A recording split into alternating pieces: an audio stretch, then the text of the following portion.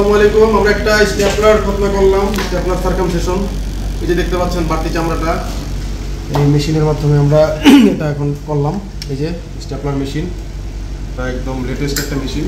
তো পেশেন্ট এখানে শুয়ে আছে, পেশেন্টের চেহারা বা প্রাইভেট পার্ট আমরা একটু দেখাইলাম না, জাস্ট উনি একজন সনাতন ধর্মের লোক, তো সার্কামসেশন করলো। অনেক বড় মানুষ, হিন্দু, খ্রিস্টান, নন মুসলিম, বা অনেকে ছোটোবেলায় খতনা করা হয় নাই, বড় হয়ে গেছেন, তারা চিন্তা করতেছেন কীভাবে খতনা করতে পারেন বা সার্কামসেশন করতে পারেন। তাদের জন্য স্টেপলার খতনা এটা খুবই চমৎকার একটি সলিউশন হতে পারে।